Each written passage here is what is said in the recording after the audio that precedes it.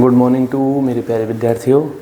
तो मेरे प्यारे विद्यार्थियों, आज मैं कॉन्वेंट ट्रायंगल के आपको 3 रूल बता चुका हूँ। 2 रूल और बचे हुए हैं, उनको बताने के बाद में फिर मैं कॉन्वेंट ट्रायंगल ये चैप्टर स्टार्ट करता हूँ। उसके एक्सरसाइज में से क्वेश्चन बताऊँगा, तो देखिए मेरे प्यारे विद्यार्थियों समझिए। तो अब जो रूल रह गया है, हमारा नियम रह गया है, वो है 4th, और उसको हम कह सकते हैं कहेंगे SAS रूल। SAS का मतलब हो गया आपका साइड एंगल और साइड एंगल साइड। तो ये हो गया हमारा SAS रूल। अब इसमें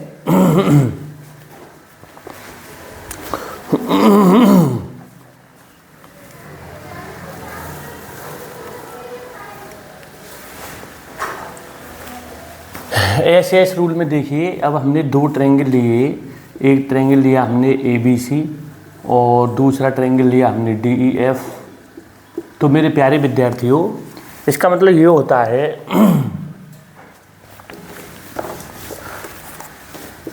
SAS रूल का मतलब ये होता है मेरे प्यारे विद्यार्थियों, जैसे ये साइड इसके इक्वल है, ये वाली साइड इसके इक्वल है, अब इसके बिटवीन एंगल, ये एंगल इसके इक्वल होना चाहिए, तब हम SAS रूल से हम कहेंगे कि ट्रायंगल कॉन्ग्रुएंट हैं।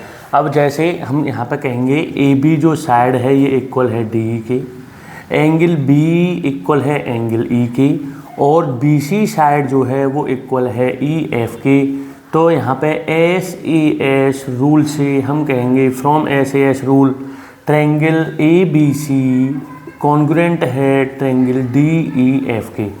ABC कॉन्ग्रुएंट है ट्रायंगल किसके? DEF के।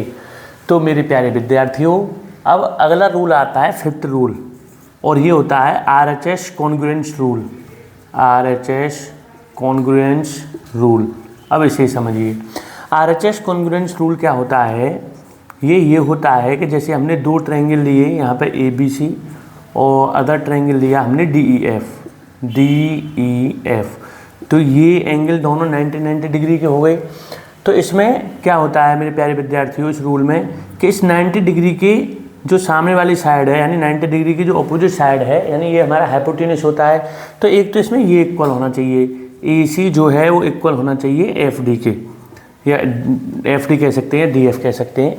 तो AC साइड 90 डिग्री के सामने वाली साइड, यहाँ पे RHS कॉन्ग्रुएंस रूल में सबसे पहले तो दोनों ट्रायंगल हमारे राइट एंगल ट्रायंगल होने चाहिए। फिर उसके बाद में 90 डिग्री की जो अपोजिट साइड आ रही है या अपोजिट साइड है, ये आपस में इक्वल होनी चाहिए।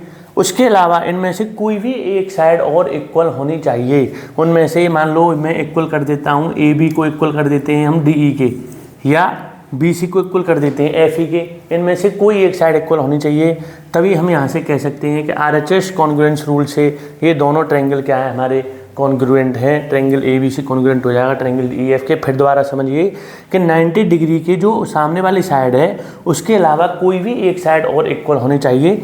जैसे या तो ये इसके इक्वल हो जाए, अगर ये इसके इक्वल ना हो तो ये इसके इक्वल हो जाए, कोई भी एक, या यहाँ पे और करके लिख दे रहा हूँ मैं, या AB जो है DE के इक्वल हो, या फिर CV जो है हमारी वो किसके इक्वल होनी चाहिए? FE के इक्वल होनी चाहिए।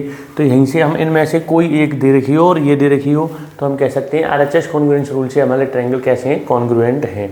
तो ये थी मेरे विद्यार्थियों कॉन्ग्रुएंट ट्रायंगल प्रूव करने के 5 तरीके थे, 5 रूल थे। अब आगे बढ़ते हैं, आगे देखिए। अब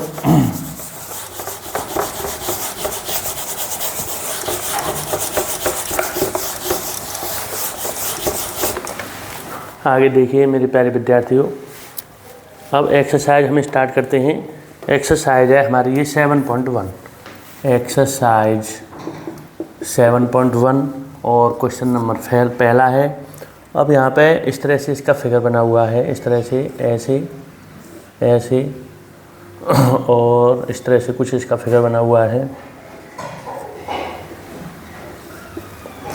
ये A, यहाँ पे B नाम दे रखा है, यहाँ पे C नाम दे रखा है, यहाँ पे D नाम दे रखा है, और ये एंगल, अब देखिए इसमें क्या क्या दे रखा है।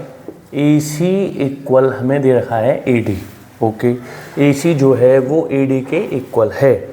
अब AB bisect angle A, AB bisect angle A, जो AB है वो एंगल A को क्या करती है? बाइसेक्ट करती है, एंगल A को बाइसेक्ट करती है। तब हमें शो करना है, show that triangle ABC congruent है ट्रायंगल ABD के। तो मेरे प्यारे विद्यार्थियों समझिए क्वेश्चन को मैं किस प्रकार करता हूँ सॉल्व, देखिए ध्यान दीजिए। तो मेरे प्यारे विद्यार्थियों यहाँ पर हमें ये दिया हुआ है AC जो है वो साइड AC की AD के इक्वल है। AC किसके इक्वल है? AD के इक्वल है।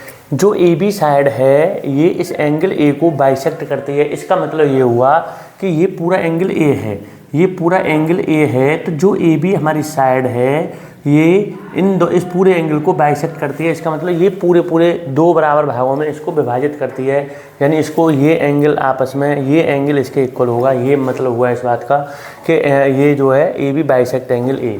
अब हमें देखिए मैं किस प्रकार करता हूँ। अब इसको थोड़ा सा इस तरह से मैं फिगर बनाता हूँ इसका, इन दोनों फिगरों को मैं इस तरह से अलग निकाल रहा हूँ यहाँ से जो है। तो मेरे प्यारे विद्यार्थियों ये A पॉइंट, ये C पॉइंट, ये B पॉइंट। अब इसको फिगर को फिर मैंने अलग निकाल लिया इस तरह से। ये हमारा ये B पॉइंट ये हमारा D पॉइंट है और ये हमारा क्या है A पॉइंट है।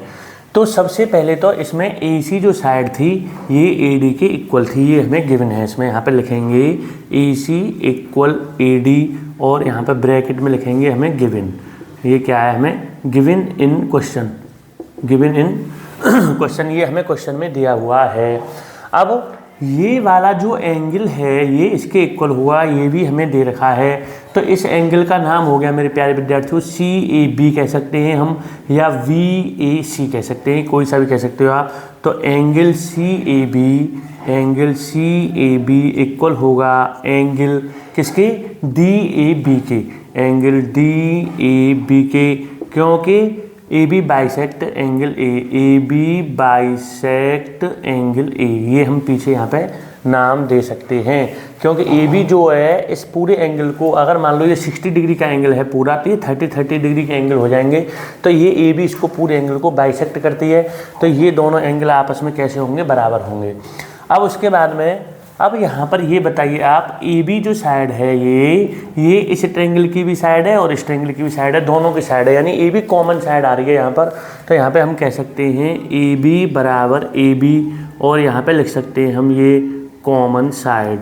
यहाँ पे हम क्या लिख सकते हैं? Common side. AB जो है वो AB के इक्वल होगी। ये कैसी साइड है? कॉमन साइड है। तो इन तीनों से हम ये सारी साइड इसके इक्वल है, ये पूरा एंगल जो है इसके इक्वल है और ये इसकी कॉमन साइड हो गई। तो यहाँ पर SAS नियम लग रहा है कि दो साइडों के बिटवीन ये वाली साइड जो है हमारी ये इसके इक्वल है, क्योंकि ये कॉमन साइड है।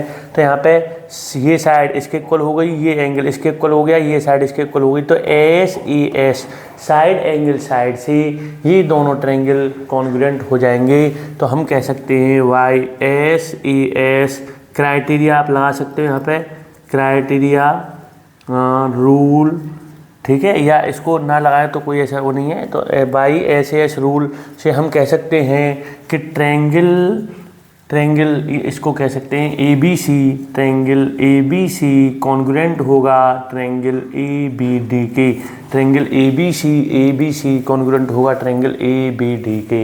यही हमें यहाँ पर प्रूव करना था, यही सिद्ध करना था। तो इसमें कौन सा नियम लगा? SAS लगा। SAS इसलिए लगा क्योंकि दो साइडों के दो साइड इक्वल हैं और उसके बिटवीन एंगल इक्वल है, तो इसलिए SAS साइड एंगल साइड, इस रूल से ये दोनों कॉन्ग्रुएंट हैं।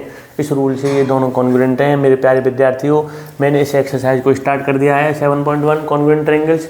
ये सर्किल चैप्टर में भी इसका प्रयोग हो रहा है, आगे भी यूज हो रहा है। ये कॉन्ग्रुएंट ट्रायंगल के ये 5 नियम हमें पता होने चाहिए, किस प्रकार लगते हैं क्वेश्चनों में, किस प्रकार क्वेश्चनों को हम सॉल्व कर रहे हैं।